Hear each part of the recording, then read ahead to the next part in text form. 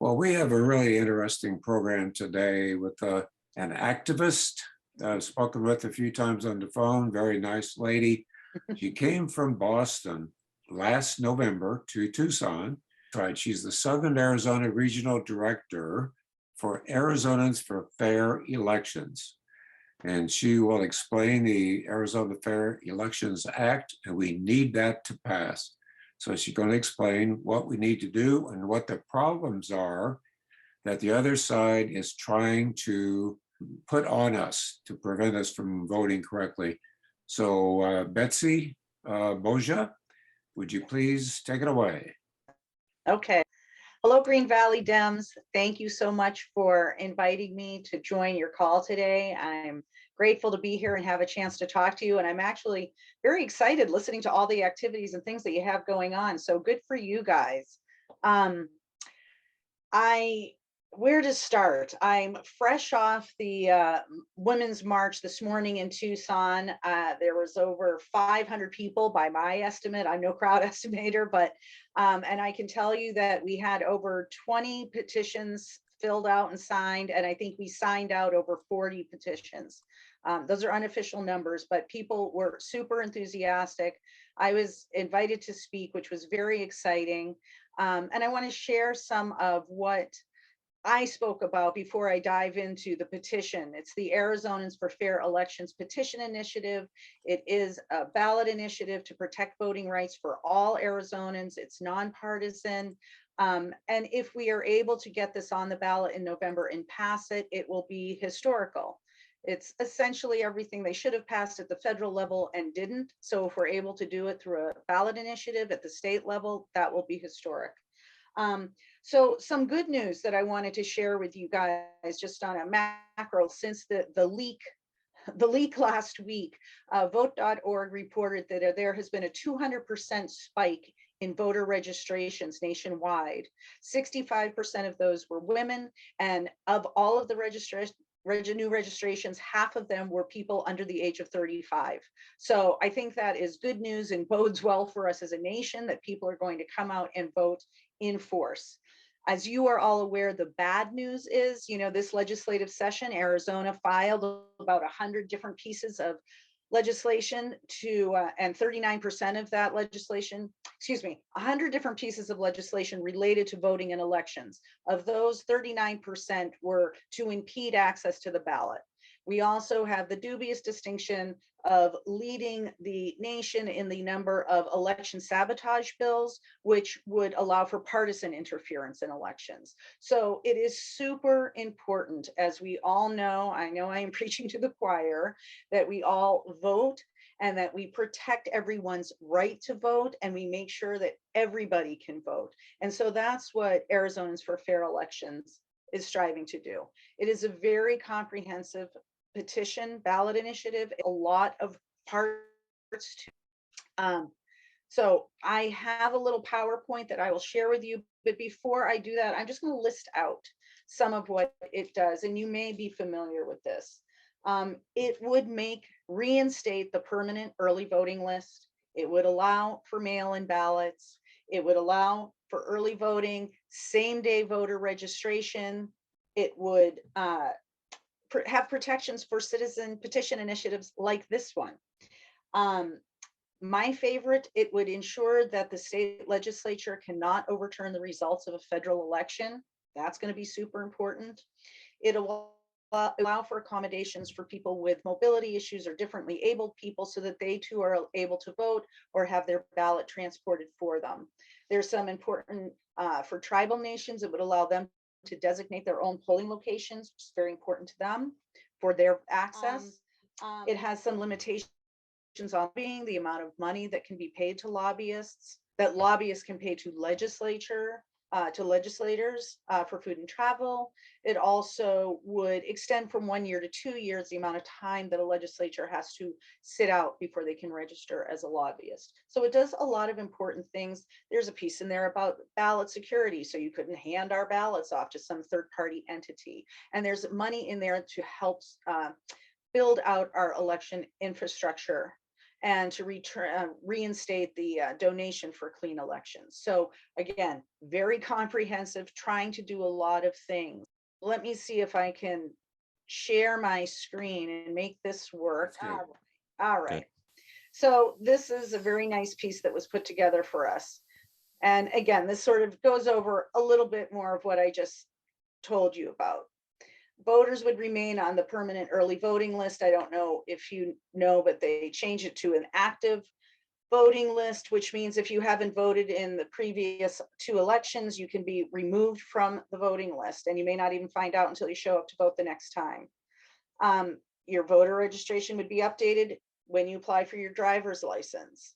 It extends in-person early voting, as I mentioned, up through election day at polling locations, which the legislature did approve. So we do have polling locations already, but allows the tribal input on location and hours of polling, protects voters with disabilities, ensuring the availability of a variety of voting methods. And, you know, when I've been out canvassing, that is the one thing that has really resonated with so many people of all ages. I had a young guy at the foot of Tumamoc Hill telling me about his girlfriend who has lupus and can't always go to the polls. So that is so important for so many people for so many reasons, and eliminates outdated deadlines by making voter registration available through election day. It safeguards voters' rights. As I said, it would eliminate sort of onerous qualification, rules for signatures on petitions that can be frequently abused and used as a way to keep, to knock out qualifying signatures on citizens' petitions like the ones that we're like what this is. Prevent the state legislature from overturning presidential election results. I think we can all understand just how important that is. Protect the privacy of ballots and provide additional funding sources for basic election infrastructure. And then fighting corruption. Again, limiting gifts from lobbyists to legislators, reducing the amount that an individual or PAC can contribute to a candidate, and reducing the power of special interest by increasing funding for clean elections. And there we have a beautiful picture of Arizona. I'm happy to answer questions. I had another PowerPoint that is more about how to gather signatures, but I'm going to assume that most of you understand how to circulate a petition. You have to check off you're a volunteer right in the county. You want people to be very careful about staying in the lines when they sign the signature on the petition.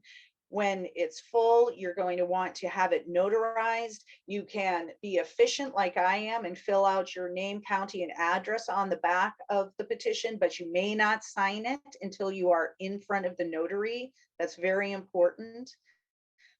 And once notarized, as they've discussed, they can be returned to us, and then we're off to the races. So I am happy to answer any questions or expand on anything as I am able. Betsy, can you give us a little bit more detail on the protecting ballot privacy? How would they go about doing this? The devil's in the detail. So with new votes, it would eliminate the ability to hand the ballots off to a third party entity that is not, the Secretary of State's office. So like you couldn't have a group like the Cyber Ninjas step in and paw through the ballots and say, hey, we're going to decide if these are legitimate or not. It would have to be sanctioned in some capacity.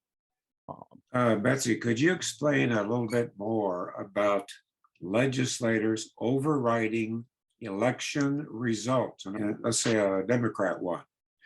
Could they actually then, if it's a Republican legislature, could they just decide to overturn that? Is that what they're trying to do?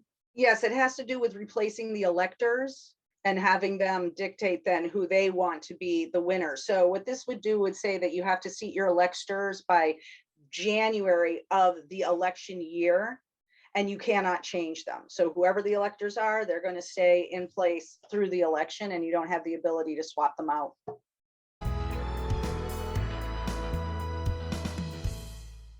So I was just wondering, how's it going with collecting signatures? I was concerned that it seemed like it was some really late start to be getting those signatures. And I was kind of curious why it was such a late start and how are we doing? Right. So I think the reason that I think while they were preparing for this, I think that part of the reason that this was a late start was that they were waiting to see if we were actually going to pass this at the federal level. And when that didn't happen, they jumped in and said, okay, you know what, then we're just going to do it ourselves, is essentially what happened. And so they had been preparing, but they had to wait to see what really went on. So in some ways, they actually hit the ground running pretty quickly as compared to, I know there's other petitions out there, the Stop Dark Money. I mean, they've been gathering signatures for months. So we've had a very small window. I mean, this is a real sprint. And I understand that.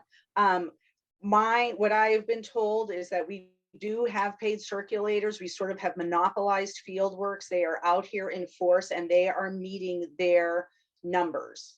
So there is a lot of confidence that we are actually going to get the number of signatures that we need to get.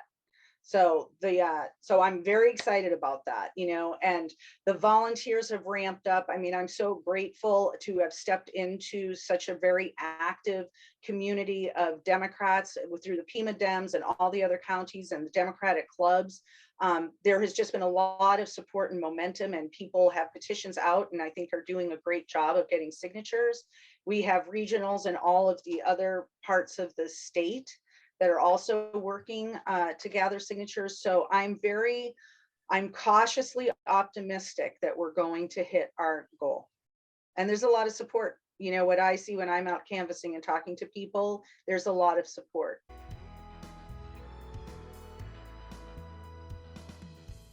It seems to me that with the detail that you gave, Betsy, that this proposition is going to look much longer on the in the voting booth or on the mail-in ballots than we've ever had before.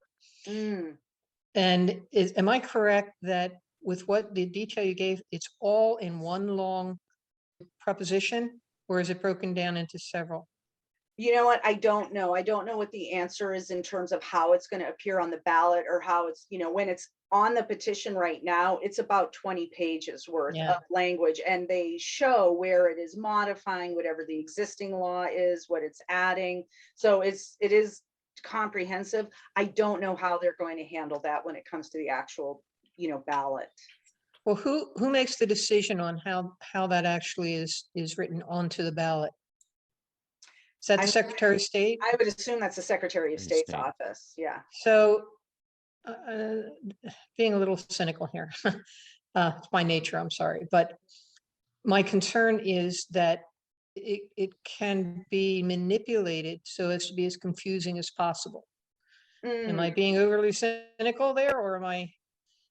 I don't know what the process is. If there is, if the Secretary of State gets to put it on however they want to put it on, or if they have to work with us to ensure that it's, but I think part of the protection in that is that they are not necessarily writing new law, they are modifying existing law and codifying existing law. So I think that's why they've included it that way, so that it cannot be manipulated. But I am not the legal mind. So that's Eric Kramer, but he feels very confident that we are not going to have a legal challenge, that they've done it appropriately. And so I can pass that along to you.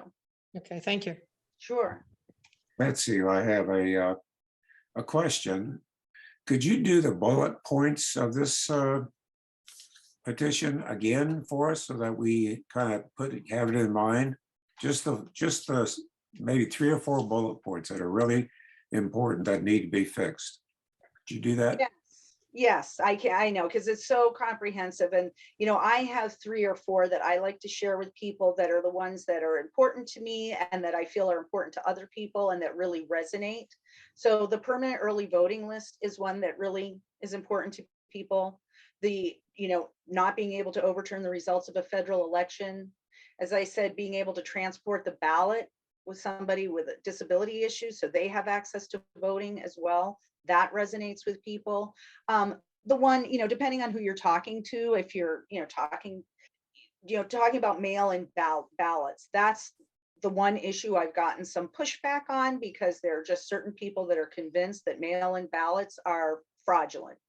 And, there's not a lot you can tell them, even though you point out that there was no fraud found by either the Secretary of State or the cyber ninjas, their guns. But so that's the one that might be controversial. But other than that, and I think people like to hear about the limits on, the restrictions on lobbying money. I think that's important to people too, because they tie that directly to corruption in government. So those are the ones that I would highlight.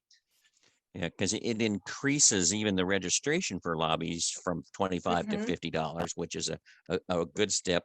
And then increases the minimum income tax for larger businesses from 50 to 150. So it's done some action against the lobbyists too. Exactly. And it's generating some income so that we can do things like build out the election infrastructure. It's paying for itself essentially. Listening to what you're saying, it seems to me that assuming that this is approved to go on the ballot, there's got to be a lot of education out there. Is your group prepared to move to that next step? And could you tell us what some of the things you might have in mind? Thank you. Wow. That's a great question. And I'm going to be honest with you. Yes, we have had some, there are people higher level than me that have referenced, yes, and when we get it on the ballot, we're going to go into get out the vote mode. And that's going to be a whole other ball of wax, because you're right, it's going to have to do with education and outreach and mobilizing voters. I have my head so focused on just the petitions and getting signatures right here, right now. I haven't even thought about that, but I'm on deck. I'm here. And if we have to switch gears, we will switch gears. But we haven't had a deeper level conversation, around that with the regionals who are just in the field right now, trying to get the petition out and get signatures on it. All right, Claudia Levin has a question. I was wondering about, there was a court case recently about throwing out a petition because, or I guess it was 208. It didn't have, had more than one, the court said it had more than one subject in it or something like that. Mm. And I was wondering how that would affect your petition. Right. This has come up a lot. People ask this a lot. And Eric Kramer, who is, one of the headings up, has reassured us that that is not going to be an issue. So I don't know what conversations he's having and who he's consulting with, but they have said that they don't think it's going to be a problem.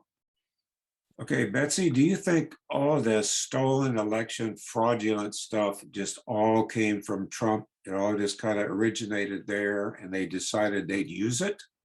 Is that kind of the origin of what's going on?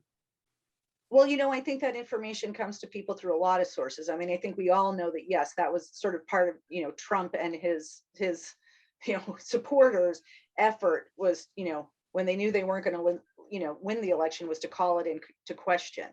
And then there's been a lot of work done at the local levels and in this state to convince voters that there was fraud, that there was fraudulent voting, that, petitions were stuffed in boxes. I mean, all sorts of crazy talk.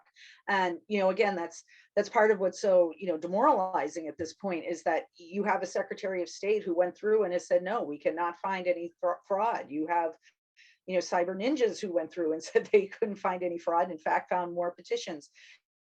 And I can speak personally as a transplant to Arizona. When I got here, I had to register my car and I registered to vote through the registry when I went, providing my passport and my prior license and proof of residency here. And then true confessions, don't be mad, but I registered as an independent. And then for the primary in Tucson, you have to pick a party. So when I got that in the mail, I designated I'm a Democrat, sent that back in. And then at the same time, I got the ballot for the 411 initiative for the roadworks. And so I voted, signed the outside of the envelope, mailed it back in. Well, within a week, I got a phone call from the Secretary of State's office saying, hey, we have your ballot here, but your signatures don't match. So we need to ask you some verifying information, which they did. Verified it was me, and then said, we're going to send you a form within the month. Just please sign your name, how you want it to appear, and how you'll sign it on your ballots, and send it back to us. Look at that. And I say, hey, your system is working great. This is great. They're on top of it. So, and Arizona does have the most secure voting system in the country. So, with your proof of citizenship. So I cry hooey. I think there's a big, unfortunately, there's been just a lot of propaganda, and we don't have any shared source of truth or fact anymore. And that's just a real problem. And people don't seem to be interested in fact. That's true for sure. So did you have any of this in Massachusetts before you left? But it's more of a blue state.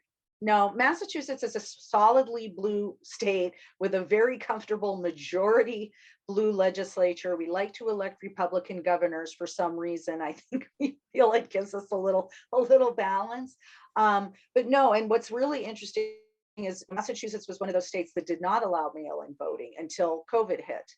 And then they did mail-in ballots, and it worked beautifully and everybody loved it. And one of the things that I really appreciated about it was that it allows you to sit with a ballot and go through it and look at the candidates and look at the issues and really make thoughtful decisions, instead of, if you running into the polling place on voting day and you're sort of sitting there and got 30 seconds and you're just going to, hope that you know what you're doing. So I appreciate having the time to spend. And I thought it was great when I got here and found out that you guys have been voting by mail for the last 20 years. And I've tried to ask a few people, well, was it a problem back in 2016 or 2012? When did it all of a sudden become fraudulent? Because nobody seemed to be bringing this up in the past. And I don't get a lot of traction around that. Just to add to what I heard from our state senator, and she said that normally there's 30 to 40 electoral related bills in sessions. However, this year there was roughly 140. Yeah. So they really were ganging up. There are 4 bills I thought that were crucial that you're really going to go after with these new changes in this petition. And that was the HB 2289, which would eliminate early voting. Yeah. I don't know if that made the final ballot, but it was in session. HB 2617, that would be modifying county records to cancel people out, eliminating or reducing voting ballots. Then 2441, this would be a voter ID. You have to have your voter ID with you. And then 2238, this would eliminate drop boxes that were not in secure area locations. So it's good to see that you're going after some of these things that the session tried to eliminate this year. Yeah. I said today, if they were not afraid of us voting in numbers, they wouldn't be working so hard to keep us from voting. They wouldn't be working so hard to prevent us from voting. So clearly it's so important. And these protections are really important. And, what I've heard in my conversations, again, I'm newer here, but, with our team, it was, votes from the tribal nations that put us over, that really gave us the win. And so it's really important that diverse communities have the ability to vote. So a lot of these bills, target that. The one that surprises me is the Pima County just set up to do vote centers, one of the last of the few counties to do so. And however, they were really trying to eliminate the vote centers, even in Pima County. The board of directors voted on that several times and became fairly controversial on the last vote, but it did pass. However, it would do nothing but hurt the Republicans if they eliminated the vote centers throughout the state, because many of the Republicans in the state love the vote centers. Craziness. Well, it is, and it's crazy too. There was an article I read, a week or two ago where, all of the legislation that's been, offered by Republicans to do away with mail-in ballots, and all 6 of them have voted by mail exclusively for the last 20 years. So it's crazy land. I want to also mention a few things that before I forget. Love to have you all out with petitions getting signatures, but we have a couple of important dates happening. So May 22nd is our Arizonans for Fair Elections Day of Action. It is part of what we're calling the Weekend of Action, because I know there's a lot of canvassing going on that Saturday as well. But if you guys have, plenty of events going on, if you have any events that you are hosting or participating in with the petition, if you'd like to let me know, we can add it to our calendar. Okay. And also on May 27th, as I mentioned before, it's our Navajo Nation Day of Power, where we are going to have a petition drive at all 66 chapter houses in Navajo Nation. It's a great turnout is a great effort. It's a great partnership. If anybody is interested, it's a, day-long event. And we're looking for volunteers. If you want to, if you're interested, there will be some training beforehand, before we go and do that, some cultural sensitivity training and how to get the petition. And so you're welcome again to reach out to me if that's something that is of interest to you. And I am putting my email in the chat.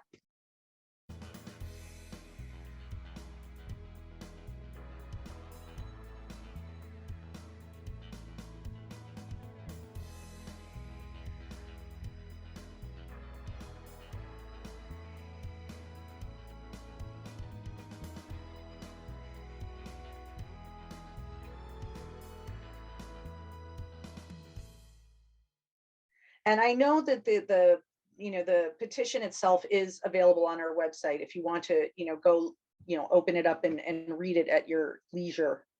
You can also, if the website works as azfairelections.org, which they do prefer that we use. I use the shorthand because I'm typing it so frequently. So either will get you to the website, AZFE or azfairelections.org.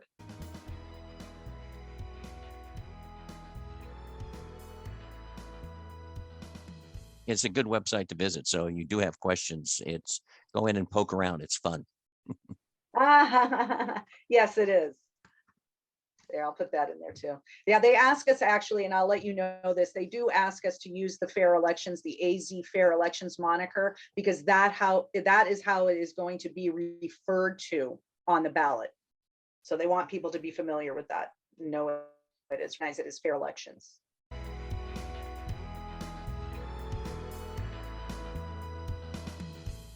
Yeah, I have a question. I think the dirty money petition efforts ran into some real problems when they had paid circulators. Are you seeing anything like that? Are you vetting people that are going out and gathering these signatures?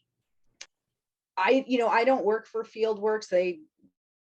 So I can't really speak to what kind of vetting or training. And I understand that, there's usually more issues with the paid circulators than there are with the volunteer petitions. And that's why it's so important for us to get our 60,000, because it offsets some of that. I think the dark money people are a particular target of the Koch brothers, and there is a real effort to undermine that initiative. And they've come under a lot of scrutiny. What I've heard is and there's, all sorts of problems with the paid circulators, because if they want to subpoena them and they've left the state, it opens up all these issues again. I think, unfortunately, where there's a will, there's a way, and people who are determined to stop something like this are going to use whatever leverage they think they have, or they're going to challenge whatever they think they can. We've had a lot of different people I've heard from a lot of different people who are petition reviewers, and, to verify the signatures. And, even though I think this, dark money ran into this, and there's a lot of, hey, you got to really make sure everybody's in the lines and, very clear. And then I've heard from reviewers who say, hey, I've never disqualified signature because it went below the line. So I think, I don't know enough about that end of the works to understand, how they're making sure, how they're vetting, I hope that they are doing a good job. The one good thing that was exciting to me is there was a competing ballot that was not able to get off the ground because they were not able to hire enough circulators because we had hired them all. So good news. The two circulators, tape circulators that I've talked to were state residents. So that was kind of the good thing. So they don't have to track them down going out of state. And I think that was the biggest problem for dark money. Yeah. Yeah. Yeah, they did a lot of hiring in state. So I don't know what that split is, but I know that they did a lot of hiring locally, and, and I think they're still hiring. So if you know anybody who wants a temporary position, let me know. Did you say you needed 60,000 signatures? So the target for the volunteer signatures is 60,000. And do some of those have to come from every county in the state? Do they have to be spread out? I think, if I'm not somebody else on this call might know better than I, but what I thought was that was legislation that had been proposed this session, that you would have to have an equal amount from every county. I don't think that has passed. So to my knowledge, I don't think that they're tracking if you have it all, from one place and not the other. And I know, in what I have heard is that, Southern Arizona and Tucson, has been responsible for a lot of the petition signatures in the past on these ballot initiatives. So my answer would be no, I don't think that's an issue yet. I think they're trying to make it an issue. Okay, thank you.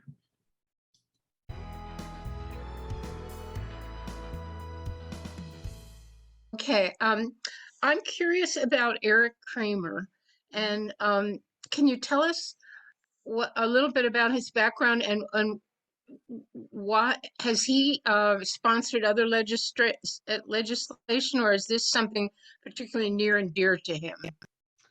I think this is near and dear to him, and you've caught me off guard. That is a great question. I'm like, I am not prepared at all to talk to Eric Kramer and his bio, because I have to be perfectly honest with all of you. You are asking great questions and you're putting me through my paces, but my focus is volunteers, outreach, and petition signatures. So even though I'm on a call every week with Eric and he writes for Daily Costs, and he's a very learned man and shares a lot of information about the petition with us, I'm not prepared to share his bio or speak to his background or anything with you. I apologize. Well, that's okay. No big deal. He's a great guy. No big deal. That's no big deal. I mean, I just obviously somebody is really, because you came from out of state to get this going here, right? Well, so I actually came from out of state with no idea what I was going to do when I got here, but just knowing that I wanted to work in some capacity on voting rights and voter protections.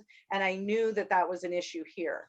So I started out volunteering for Voter Choice Arizona. You want to keep an eye on those folks. They're going to have a petition initiative soon to bring ranked choice voting to Arizona. And then I just, through networking, met people that were working on this initiative and said, hey, this is where I want to get involved. And literally, and really, like I was saying earlier, this is such a short window, got thrown into it. And it was just like, here's some petitions, go. Oh, wow. I was like, great, let's go, let's do this. So I feel very lucky to have found this great opportunity that really speaks to my heart. Well, Betsy, you've come across a really good cause. Voting has been a big issue now since November 2020, and unnecessarily so. And so what you're doing is really important. It's great. So George, you have something? One last question for you.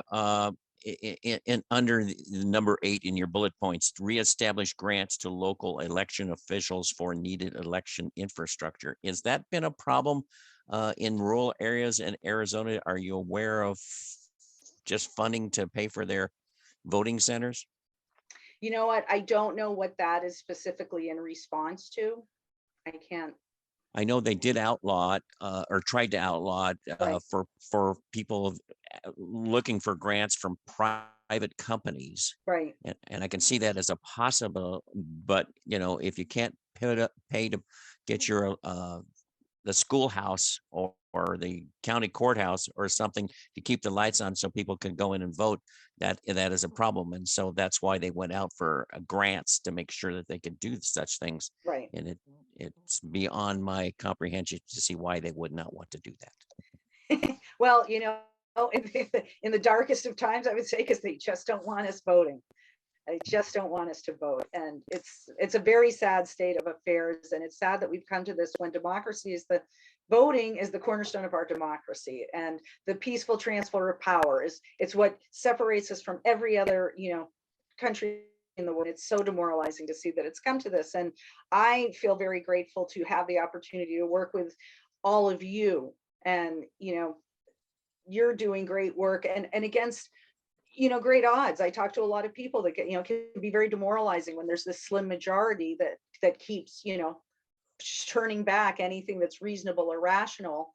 that can become very frustrating. So I like to share the story that I shared earlier. My early introduction to political activism was around gun control in Massachusetts, which is a solidly blue state, and gun control polls very high there. And I worked for the state senator who passed our strictest in the nation gun control laws, and it took her 10 years in blue Massachusetts. So we cannot give up. We must stay the course. Don't be discouraged. We're legislating from the street, and it might, hopefully this will pass this time, because my biggest fear that I'll share with all of you, and it really upsets me, is that this may be our last chance at democracy. So I really hope that we get this done.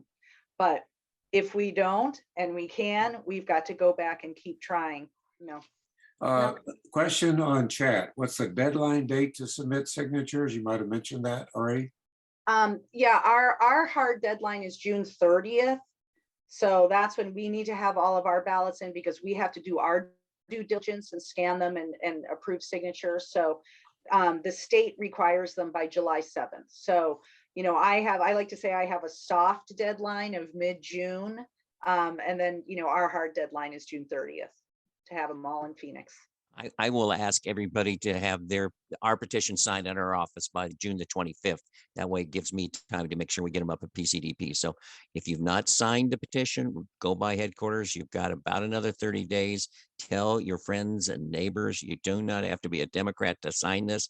In fact, independents and Republicans, I saw the signature gatherers down at the Republican headquarters, and he got half a page. So they are very aware of this. This is not just a Democratic issue. This is a voter issue. So, right. Yes, thank you. Paul, any other questions? Anything else? We could ask a lot of questions. She has a lot of good information, but I think if you could somehow or another send to us the bullet points so we could post them, or you went over them very well, but if you're like me, you're going to forget things. George, what do you think about how can I've got our bullet points, and I'll be glad to share that along with the crib notes and also the information I shared with you about the different bills. So I will send that out to everybody, and that is online today here, and you can have that in detail. It also will be put in some plastic sleeves up to next to the petition at headquarters. So if you didn't get it today and want a copy, please go by and ask Paul to make you a copy.